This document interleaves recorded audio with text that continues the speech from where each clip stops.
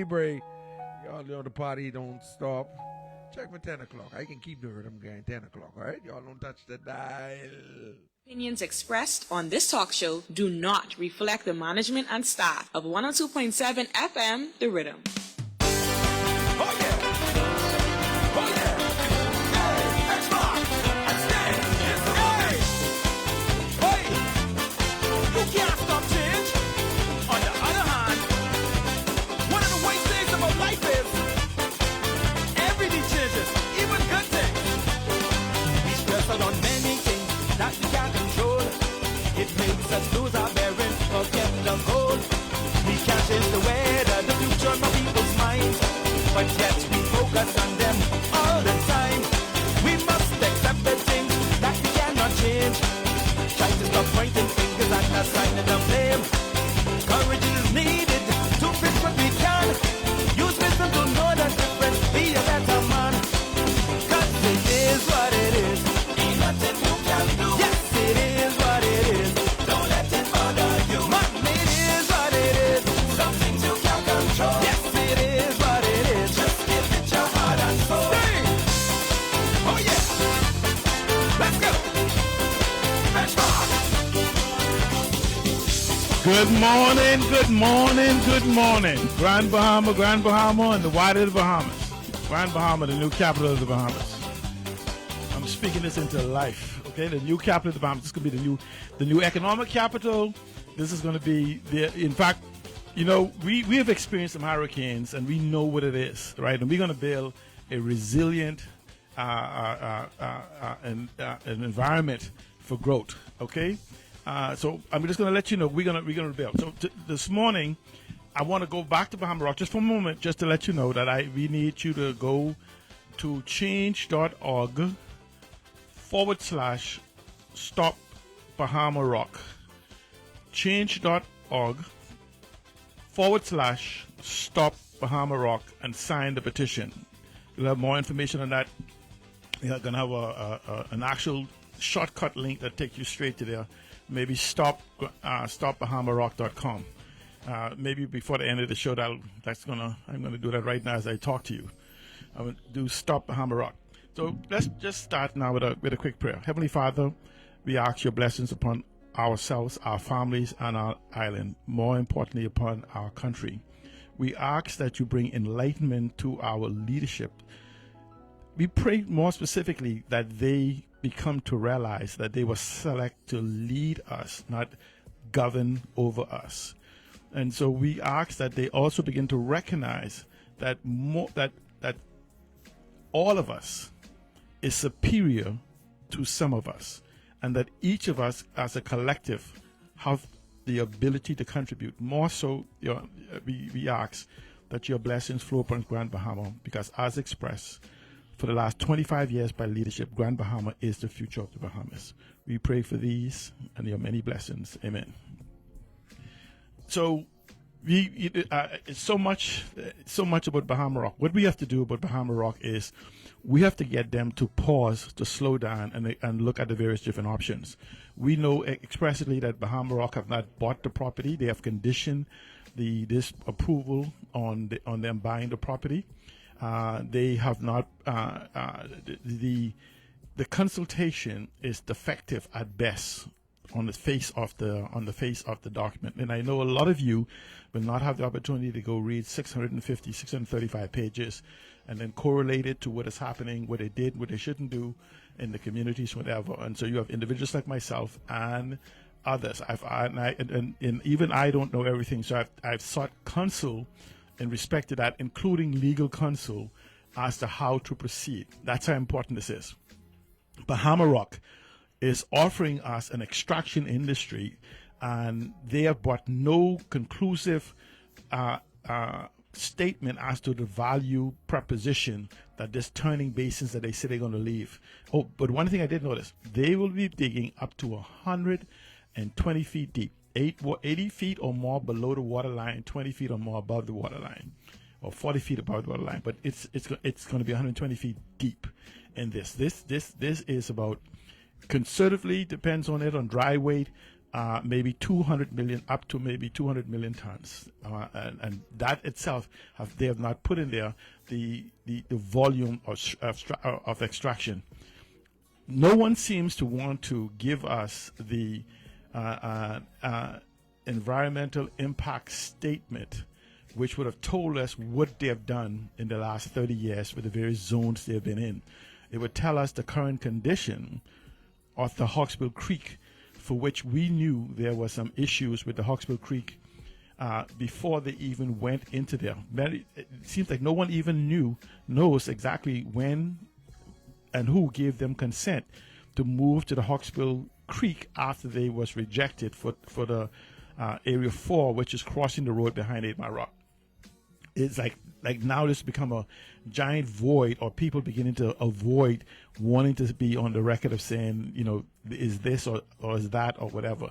You have to ask yourself, a multi-billion-dollar operations and company that does not want to provide information on the people who has governance over and control of them don't want to give us the information, whether it be the Grand Bahama Port Authority, whether it be DEP, whether it be the Bahama Rock, or the government itself in the multiplicity of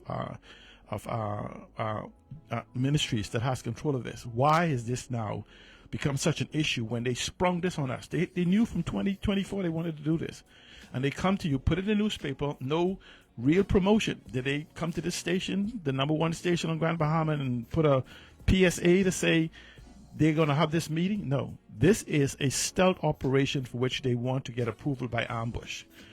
We have to have a conversation concerning the economic impact over 25 years, over 50 years, over 100 years on the Bahamian people. You have to ask yourself, those of you who can look at the aerial pictures, there is a hole in the ground to the north of this that will not supposedly connect to this or to anything else. Other than that, it will cut off the container port. We have to ask ourselves, there's an alternative road leading to the container port. Will that road become the primary road where they eventually join these two basins together? What exactly is going to happen? Is the long-term goal to simply get approval through stealth on this part of the deal, destroying coppice, destroying endangered species of birds, impacting the corals? Even though we have an issue in the coral reef, it will exacerbate and kill what's left of those coral reefs to the south of us, impacting the bonefish nurseries that's to the south of us. It's a whole lot of things that a lot of people don't get to digest. And I'm going to make a note of some things that is so important to us for tomorrow's show. But we must prepare to take action on getting this to be paused, if not stopped, because it is not in the benefit of us as Bahamians for us to take away 300 acres and have sitting in the lurch the 523 acres. I just want you to understand this. Just think about this. If they get approval of this, and in 25 years or whatever amount of time they have, do you not believe they're going to go back to Area 4? Because 35 to 40 years would have been passed since they first made that attempt. And the whole generation of people like myself and others who have fought to preserve 8 Mile Rock, who have fought to preserve the mangroves and the larger aspect of Grand Bahama. In fact, you believe it or not, all of these now experts on natural resources was birthed out of us trying to protect Freeport Harbor and the mangroves, the salt marshes and stuff, because we began to talk about the continuous value of the aragonite and the caves and there's 125 different natural resources. But I don't want us to get distracted with those things right now until after we deal with the Bahama Rock, because the Bahama Rock has a potential impact of taking away the potential to create 6,000 jobs and to create an economic district for Bahamians will own, control, and have full benefit of. The environment, the jobs that actually would come from this economic district that would first start on the 300 acres of this old Bahama cement plant would eventually move to the other assets of the property. and a lot of people ask questions like, how are you going to acquire it and how are you going to do all these different things? That is a conversation I will touch on, because in the same way, Bahama Rock does not own this property and making plans. Just imagine this: Bahama Rock is not owners of this property, yet they're making plans for $1 billion arrangements for their benefit. We can do the same thing with the assistance of our government, or even without them, as long as they get out of our way. This is not what the Hawkesbury Creek Agreement envisioned. No one can tell me that they envisioned that we would be taking away 1,000 acres of Freeport and taking it to another country for their benefit. We are facing the so-called global warming. We are facing a lack of resources, and believe it or not, and I hear experts who talk about the natural resources and the aragonite. The most important natural resources that we have in the Bahamas for the preservation of the Bahamas is the aragonite. If global warming is to continue and we were to rise just a half a foot, how do we then preserve our shores except for taking the aragonite out of the sea and bringing it on land with sea walls and other things that other countries have done? How do you save yourself using your aragonite if you take the position that you will let people export it so you could have a job, and then you're not around in 25 years? The island is sunk, the island is covered in waters, and you now need the aragonite to lift your grounds a foot, 2 foot, 3 foot, 4 foot. But you've sent out 100 million, 200 million long tons, short tons, whatever, of aragonite out of the country. Just take, for instance, if you just look at that particular area and estimate that you could have 200 million long tons or short tons, whatever one you want to use, just put 200 million and go by the fact that right now Bahama Rock sells the various different aspects of the aragonite here in the Bahamas for $40 to $50. That's the way they sell it. Do the 200 million, do the 100 million by $50 and see what they stand to benefit. And would you stand to benefit in the respect that you get 85 jobs at best? And I know the job story sounds good, but those who knew from the last battle we had, when they had almost 100 and something people, or whatever amount of people they had, and I told them in 6 months you'll all be fired. And sure enough, they were all fired. So you had the whim of them. No guarantee, no assurances, nothing is in our documents that assures us of anything. Ask yourself, are we out of our mind that we will settle for crumbs while people take the whole loaf of bread out of the country? Let's have a conversation about the alternatives.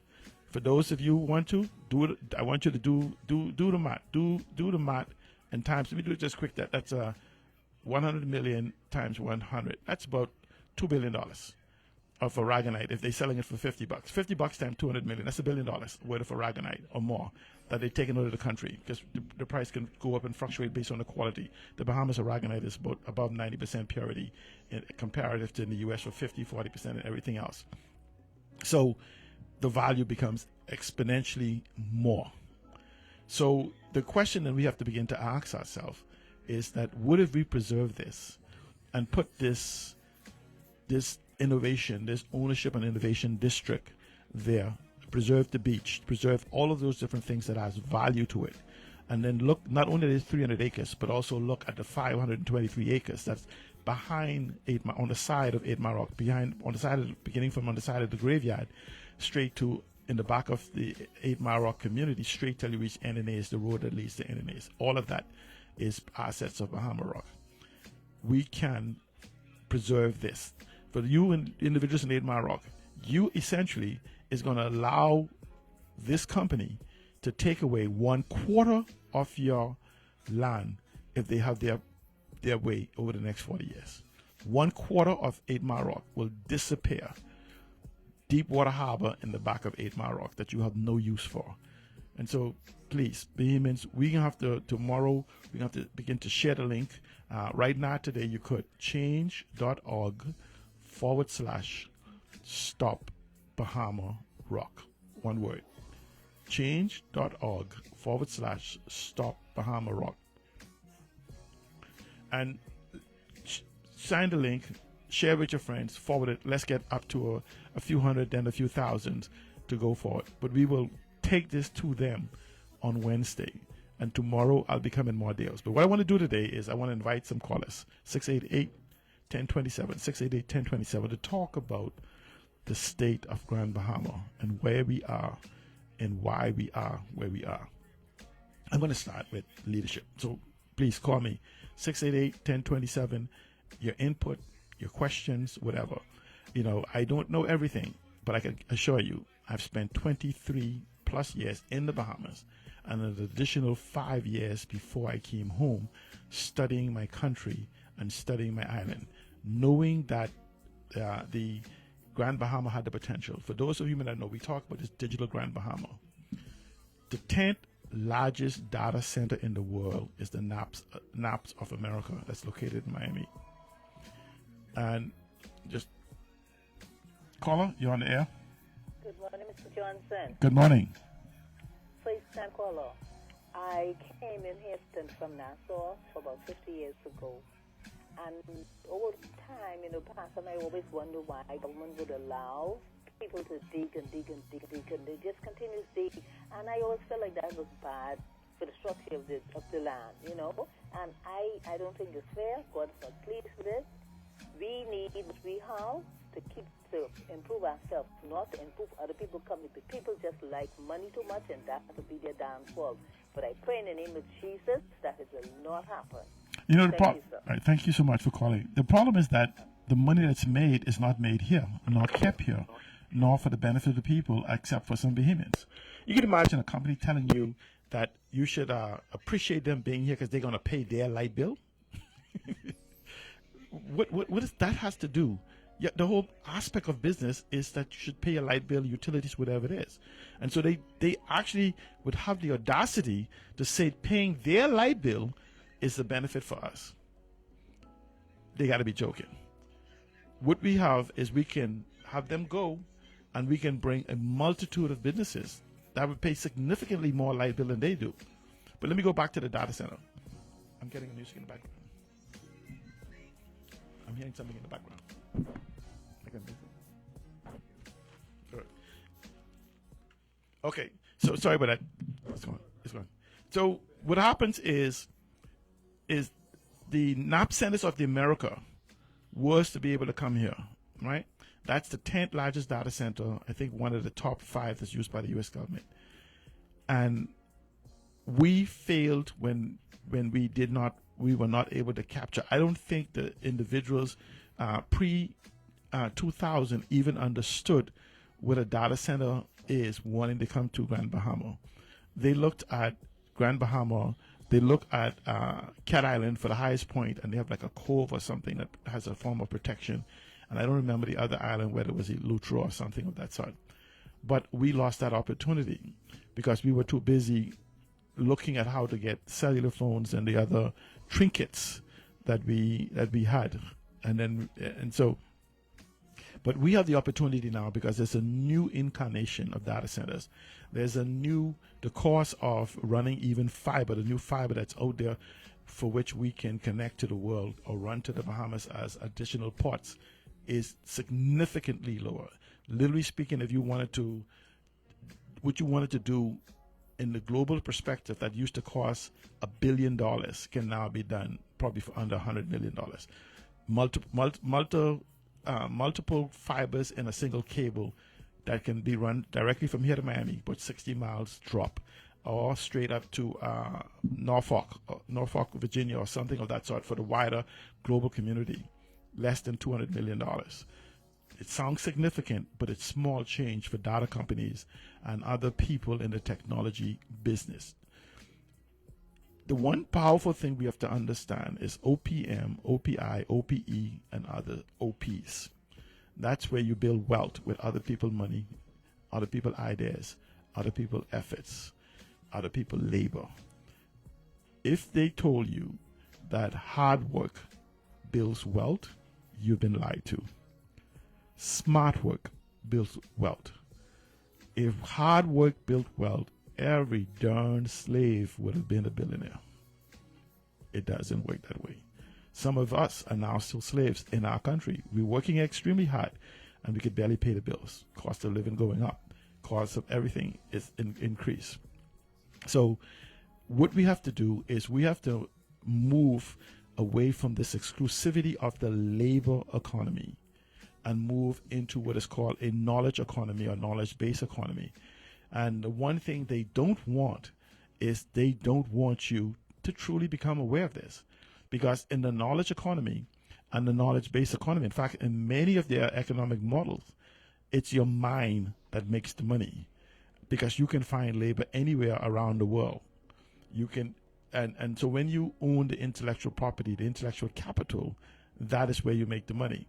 We talk about these various different economy models, and I got to show you, there's not a single one of the ministers who talk about these various different economy can give you the framework that they said that they're working on to establish for you. We've heard for 5 years of the creator economy. There's three economy. First of all, there are three economy that's combined together, and they use them interchangeably, but each one has its own value.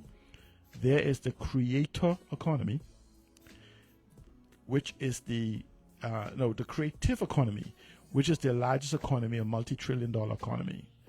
From that is the orange economy that you hear Minister Ginger Moxie speaks of. That is a Caribbean-based Caribbean and sort of America-based economic model by the IDB. And then there is the creator economy, for which you guys see on social media and the rest of these different things. Each one of those are multi-billion-dollar economies, but they require very little tool. They require frameworks. Frameworks as simple as you being able to have US accounts or log on to YouTube or Facebook or TikTok or whatever without having to go through the gymnastics to be able to monetize your content. And so they have not done that. That should take them about 6 months. 5 years later, it's not been done. They said that, when you talk about this orange economy that Ms. Moxie, the home of creative attainment and entertainment and this and that and movies and everything. Long form movies is all but practically dead. For those of you that's on social media knows, yes, you do have movies, etc. goes out.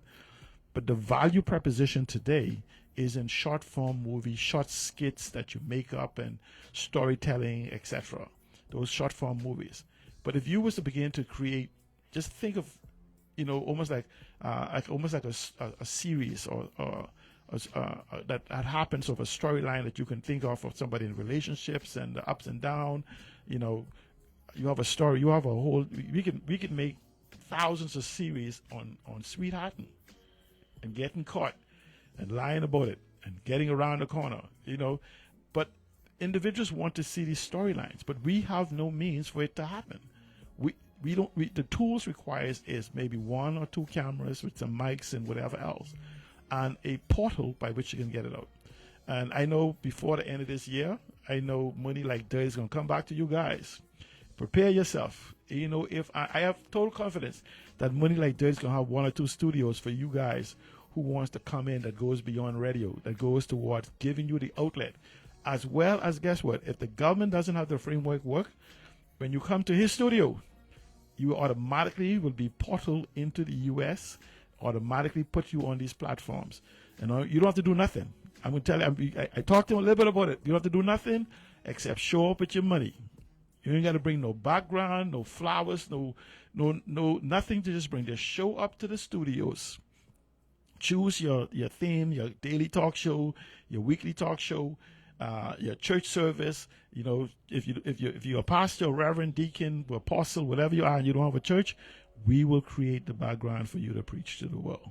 And for you apostles and deacons, and even for those within the church, you could actually have it where if you could reach the world and somebody sows a seed, or 10,000 people sows a seed of $1 a week into your church, you could imagine the growth you could begin to experience and the impact you can have. And so we're going to talk about this after the Bahama Rock on next Wednesday. But what I'm saying to you is that the opportunities are there. The low-hanging fruit, and we talk about these different economic models. But you know what? I'm coming to that. We must first stop being gaslighted. gaslighted, reverse gaslighted, fire hose. Fire hose is where they give you so much information that you can never digest it. You move from one announcement. I call it hope being the new dope. But we must stop being fire hose. And the reason I say that is this. I listened to the news last night. I just want just cross my mind when I'm thinking here. I listened to the news last night, and Senator Turner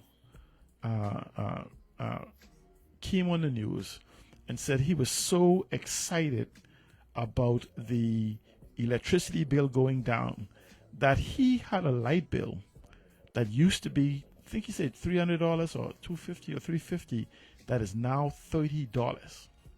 If that is not gaslighting, I don't know what is. That is the ultimate gaslighting. And here's what he said. He said that if you take what he says, he had a light bill, let's say $300, and went down to $30. That would mean let's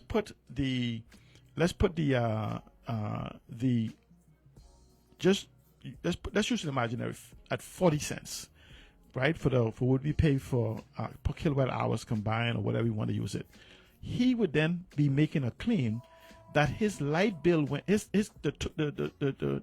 kilowatt hours cost went down to 4 cents, from 40 cents to 4 cents. You on the air? Good morning. Good morning. I just wanted to call. I don't know if you remember some years ago there was this lady from Canada here. She was some kind of environmental specialist. I don't know what her actual background was, but anyway, she said that there were cave systems under the area where Bahama Rock is, and she said if dredged, they would disturb the cave systems, which were designed to allow water to flow when we have hurricanes and stuff. And she said if they continued exploding and dredging, we will have flooding when there's a storm. I don't know if you remember, and she was the prime minister at the time asked her to leave the country. It was in the Freeport News. Okay, I don't remember. I remember some people talking about it, but I can tell you this though. There's no if, ands, and but. There are cave systems under the entire of Grand Bahama, and we've made the argument during our last confrontation with Bahama Rock that they were taking out more than just the aragonite, because what they're doing is they're going under the concept of aggregates, which includes aragonite and other things they have found, like the crystal caves and these other things. There's no if, no might, no maybe. And they never make mention of these caves in any of their EIA reports, because what we do is we do surface examination. We don't do deep probing. And I guess even when they do their drilling, it doesn't reflect any cavities they may have found. How is it that the entire island could have caves under it, Abaco, Grand Bahama, and others, and the one spot that they don't have? How is it? Think about this. The Hawksbill Creek itself has been tested and has proven that when you go there and drop dyes within the Hawksbill Creek, it shows up in East Grand Bahama. It shows up in 8 Mile Rock. It shows up in Lewis Yard. So how does it? It's not penetrating through the rocks. It's free flowing through those caves and channels. You go and have conversations with the older people on the islands. They've told you where people have supposedly died in the Hawksbill Creek that they couldn't found, and found a body on the south side or the north side. So they have stories to tell you. But what happens is we have an investor that is taking advantage of our ignorance of who we are, and what we have. And that is where it has to stop. We are now in the age of information.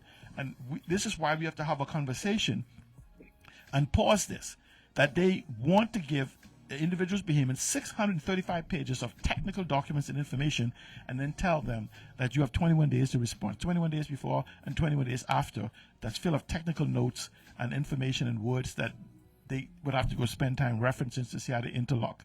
And that's what it is. There is caves there, and those, if you go and look at this, they call it calcite and some other different variations of aragonite that even has more value than the aragonite itself. I want you guys, go and Google Crystal Caves, Abaco, Grand Bahama. They have crystal caves in Abaco and Grand Bahama that's been found, where and you can find this on Nat Geo, the Nat Geo, the magazine. When they came and examined these crystal caves of the Bahamas, go and Google it right now. Google it when the show is over.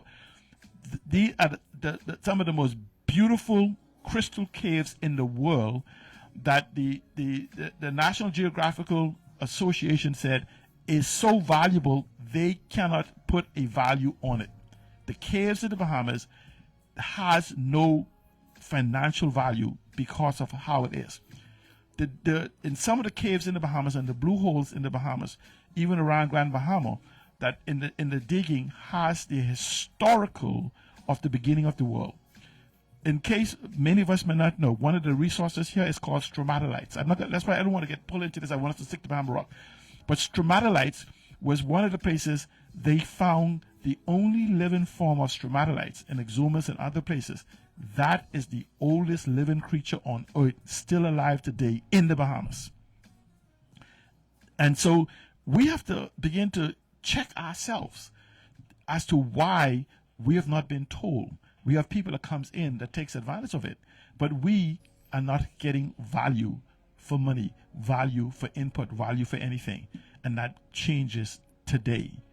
That changes with our involvement for Bahama Rock. But there is caves. If no one can dispute the fact there is cave, and I'm trying to get the copy of that report by Bradley Roberts by the government did between 2002 and 2007 that gave you that information, gave you the species of fish, gave you the contamination that's in the Hawksbill Creek, so that we will understand why they are not opening the Hawksbill Creek. Mr. Stephen Bellot from Photo Factory, he fought a fight while he was alive to find out why the environment of Queens Cove changed. And it was directly related to Bahama Rock coming here 30 years ago. They've made an argument that nothing they've done. But I just want you to imagine that the Bahamas has been around for hundreds of years and nothing happened. And then this process of mining shows up and all these things begin to happen, and they say it has nothing to do with them. The only change that happened was them mining. So we have to take the position that we will no longer let it to happen. Caller, you're on the air. Hello. Hello. Good morning. Good morning. If I was running this country, I would not law that happened under my watch. Turn on your radio, please. Because, first of all, the humans, right, we need to go off and study our country about what you talk about before you let anyone come and invest and dig up your country.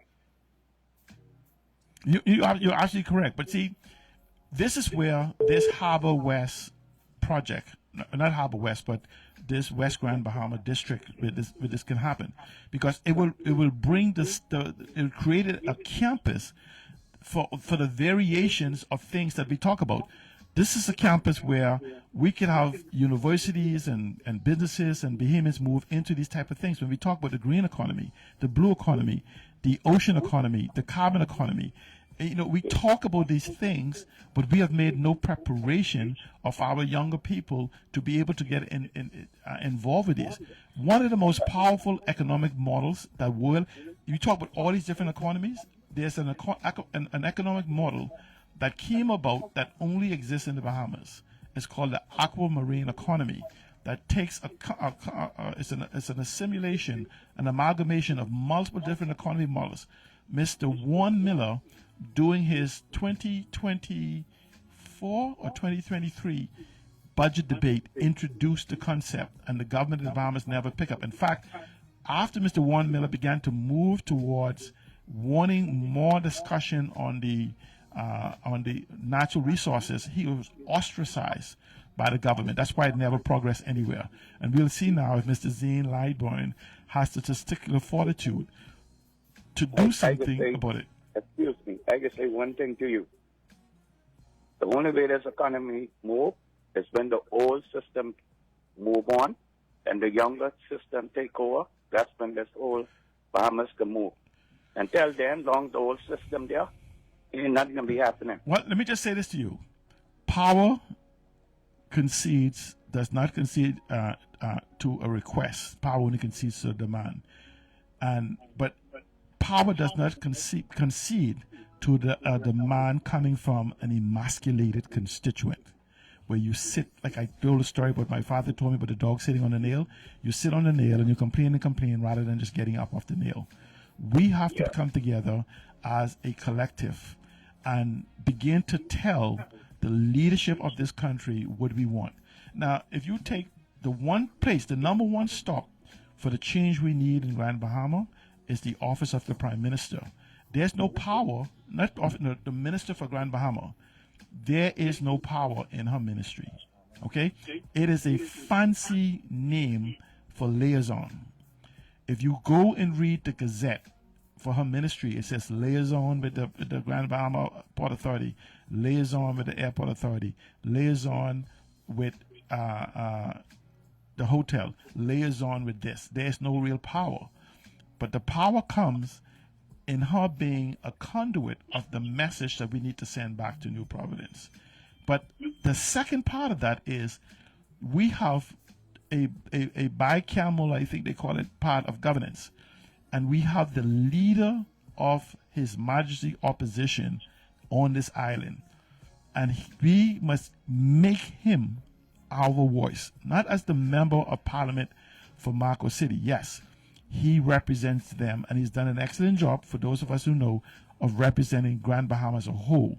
But we're talking about from the position of legislation, policies, rules, regulation, that we have to begin to take the message of what we want, not just agitation, but an actual formula of this is the legislation we need, these are the policies we need, and have it written out. You cannot, in the last 40 years, find a single written policy, a single written framework for anything anyone has said. Just like you have Minister Ginger Moxie saying, we're going to have a creative economy, an orange economy. I'll bet you your dollar to my 1,000, if you go to the office of the Prime Minister office building today and go to the Ministry of Grand Bahama, they could not print, email, or give you a copy of the framework or supporting legislation for what she said will happen. It's all fantasy. It's all talk. Okay? And I know the office of the Prime Minister is listening. I know you're listening. Call me. I want them to call me out on this. Call me out on this. All right, caller. Go ahead, caller. You're on the air. Yeah. Yes. Turn on your radio, please. Get some feedback. Since these three major companies making all this money on this border area, why them three can't get together and help the Bahamian people by forming an airport or I hear you. Can I say something? The hotel. Can I stop you? Yeah.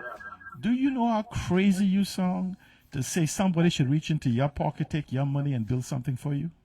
Yeah, but that's the thing. That's the whole thing. They robbing the country. No, they're not robbing. No, listen. No, they're not robbing. They're doing nothing illegal, nothing without your consent, whether explicit or through not doing or through your silence.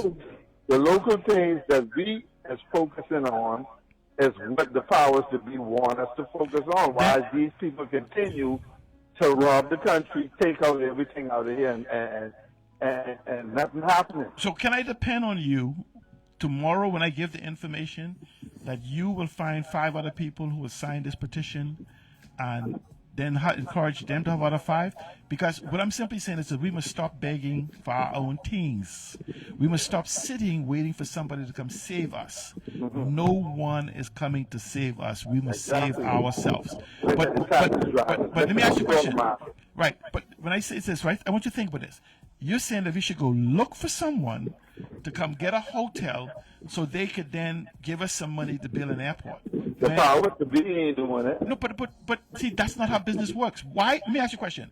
We sat for a decade waiting for our Lokai to open. I wouldn't even talk about Princess.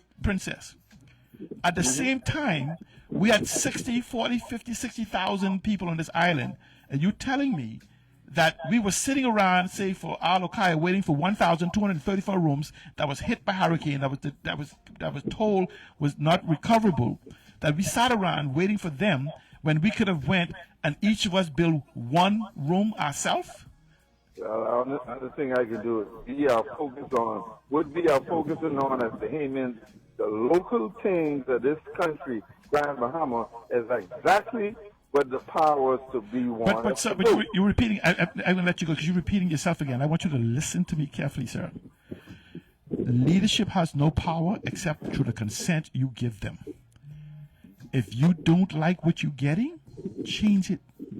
I'm not talking about changing leadership. I'm talking about change your mindset, because you keep waiting for what somebody else can do.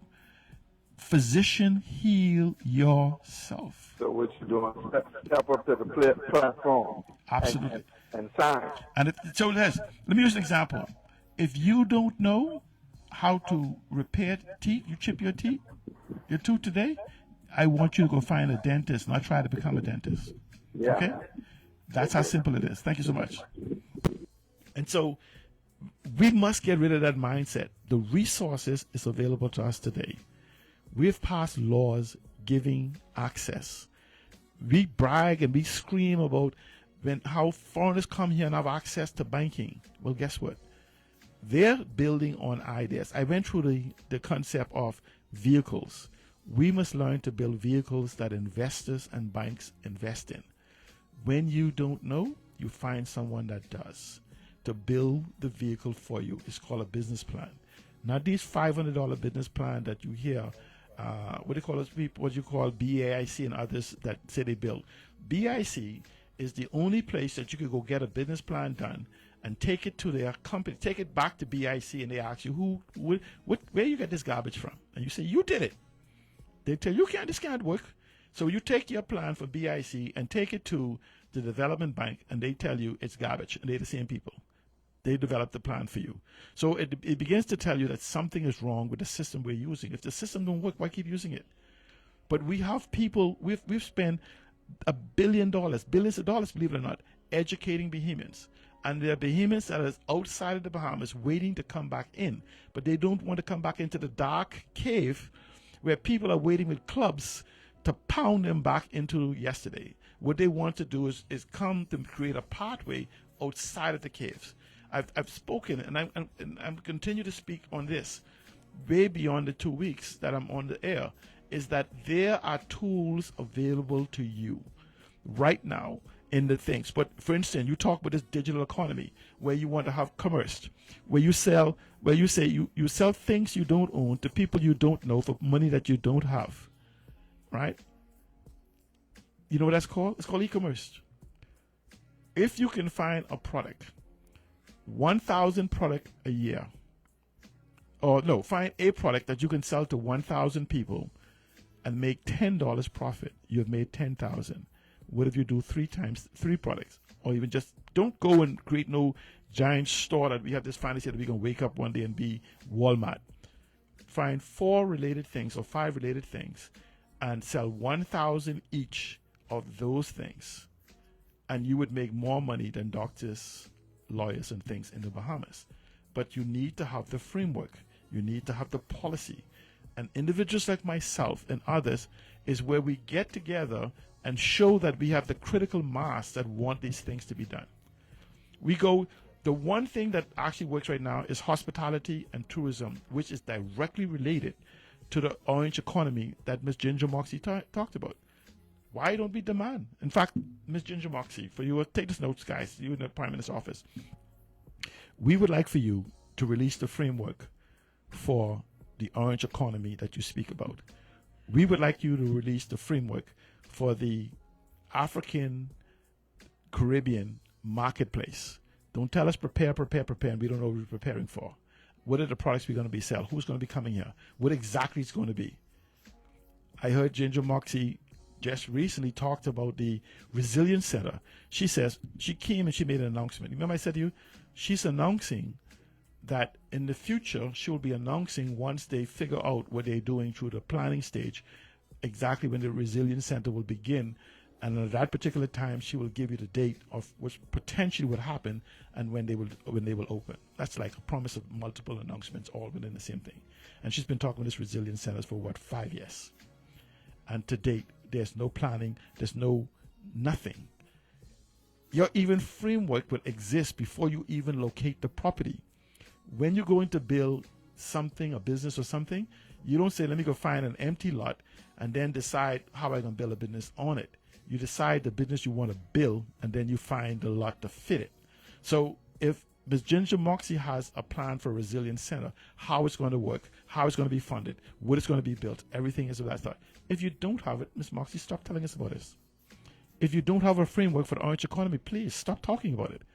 You know, last week or the week in the House of Assembly before they went on vacation, Ms. Ginger Moxie told people to come by the Tourism Development Center tech or hub or whatever she have on the corner by the gas station on the way to the airport. She said they could come by there to drop off applications or whatever else. And I'm saying, to the empty, abandoned building, you don't believe me? Go and listen to what she said in the House of Assembly. That's because we keep allowing ourselves to be gaslighted, to be like announcements of announcements. You remember the announcement of the hotel?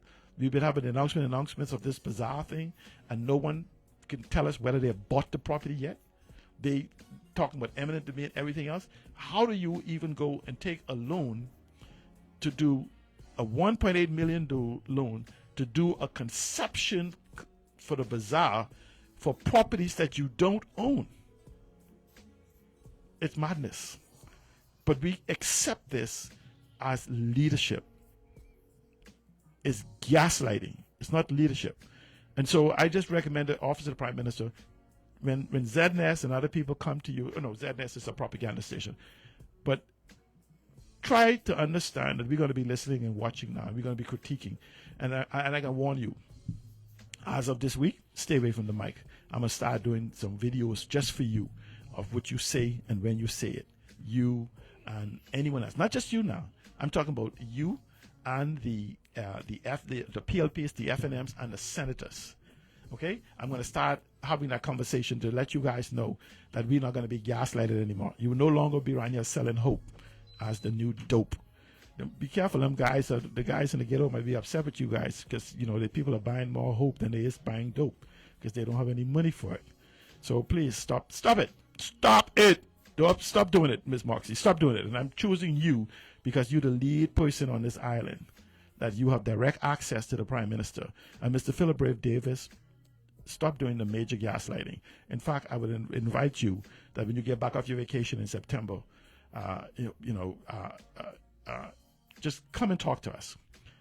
In 5 years gone, and in this session, we have not had a conversation with you about governing on Grand Bahama. And the question is, what are you afraid of? Why are you afraid to come have a conversation with us? Not your echo chambers.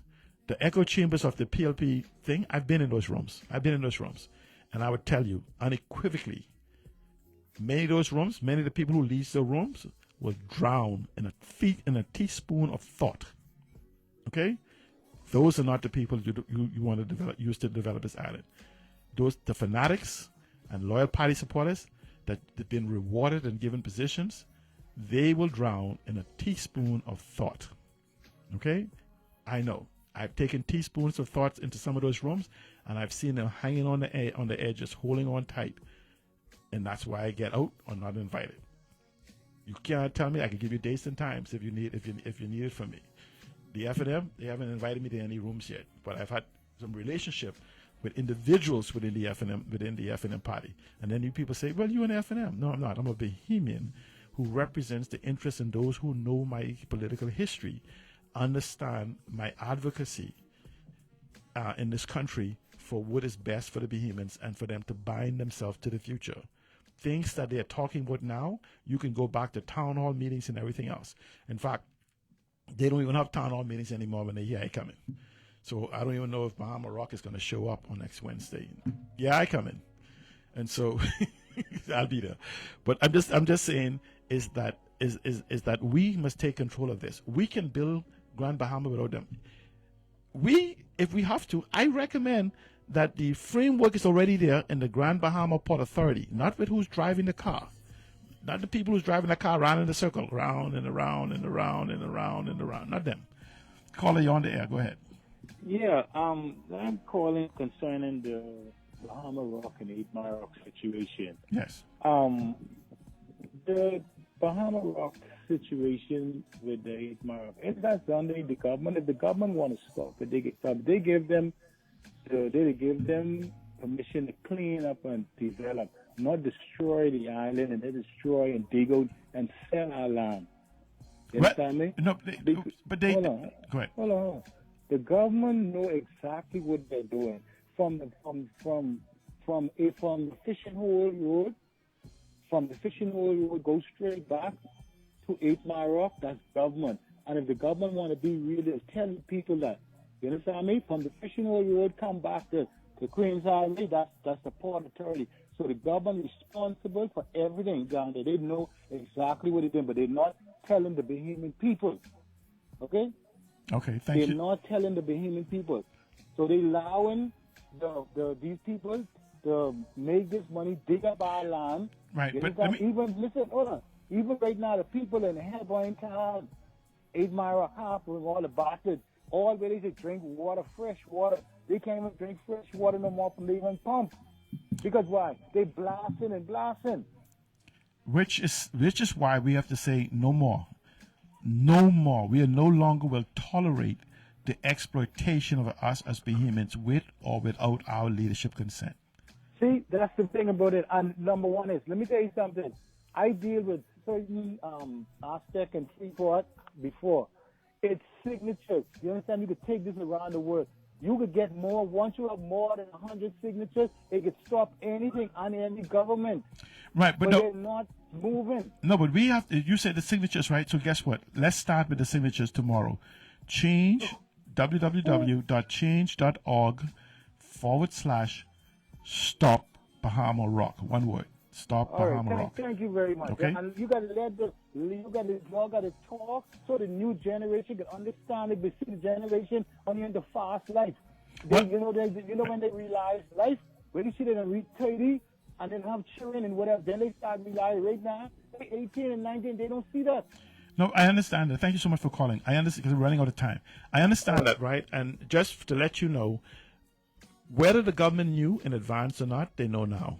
We know now what they're doing. Whether they govern in ignorance, because remember now, these are 5-year celebrities, right? The institutional knowledge lies within the civil service. But when you have people, a 5-year celebrity shows up with the intellectual capacity or suffering from an arrogance of ignorance and having the authority to victimize civil servants, the information dies in them and with them. And so what we have to do is we have to create an environment that we can be who we are, what we intended to be, the best little nation in the world with some of the most powerful and empowered Bahamians. The resources are here for us to do it. But just for you to know, nothing happens in Freeport without government's consent. And the review, the review that just happened proved that in the countersuit of the 7 things that the Grand Bahama Port Authority sought to achieve was violently struck down by the arbitration, as violently as the $350 million request by government. They both came there with arguments and both left bloody, eye blackened and everything else. And they are marketing a whole different story to you, because if you read it in its purest context, it restores the attributes of the Hawkesbury Creek Agreement, one of the most powerful agreement ever made, which can empower the entire Bahamas and region. It strengthens it, and it also tells you where the authority lies. Again, another couple hundred pages for you to read. And so what we have to do is, if we don't have the time to read, you have individuals like myself who have no problem sitting down and reading 1,000 pages a night, and then reading it the next day to understand it, and then asking questions of people who I think may understand. And I'm not the only one. I got an identical twin brother right on this island. Y'all may not know. And so the only time I know people know us, when they walk up to me and ask me for money he owe them. No, they walk up to me to want to beat me up for money he owe him. But nobody seems to want to walk up who seems to owe him. I keep waiting for people who owe him to walk up and say, "Yes, your money, boy." They don't do it. But I'm going to get lucky soon. So, be a Zan, keep running up the bills. Keep running up, letting people owe you. One day somebody going to run up and give me your money, and I'll let you know I got it. I didn't say I'm going to give it to you. I'll let you know I got it. But we have individuals on this island that I went to school with and others that are sitting waiting for the opportunity to build. You don't have to go to Parliament, because if you go to Parliament, I want you to know you're going to be outnumbered. You send one smart guy to Parliament and 39 idiots, and majority rule, the idiots will rule. Okay?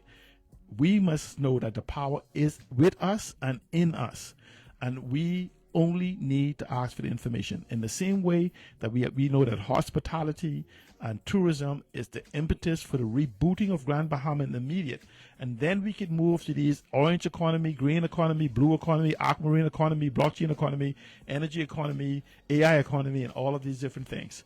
And so, and the beginning of it, believe it or not, people, the beginning of it is this Wednesday, when we move to develop this West Grand Bahama District Opportunity and Innovation Center. And so I'm going to become very succinct tomorrow when I come in with the details on what is it that we have to do to reboot Grand Bahama, beginning with stopping this madness that Bahama Rock wants to have us engage in, where they take our assets, go make $1 billion or $2 billion, and then tell us that we don't have the $2 billion to do what we want to do. That's because you took it. So they have taken enough over the years. They have not told us the not economic impact. They have not given any justification as to what the benefit has been to us. If we have benefited over it, then let's have the conversation of the benefits we've had for the last 30 years before we go forward for another 20. And that's as simple as that. Come to the table, bring your impact studies, bring whatever it is you have. Bring the gap analysis of where we was and where you have us today. And then we could have that conversation as to what it is, and then we could have the conversation. So we will have a conversation tomorrow on why it's necessary to pause or outright stop this madness that Bahama Rock wants to do, and let's talk about rebuilding the Grand Bahama economy for Bahamians, by Bahamians, to be owned by us, to be controlled by us, and shared with others. Thank you so much for tuning in. Until tomorrow, this is C. Allen Johnson for Darren Cooper Live. It is what it is. Thank you so much.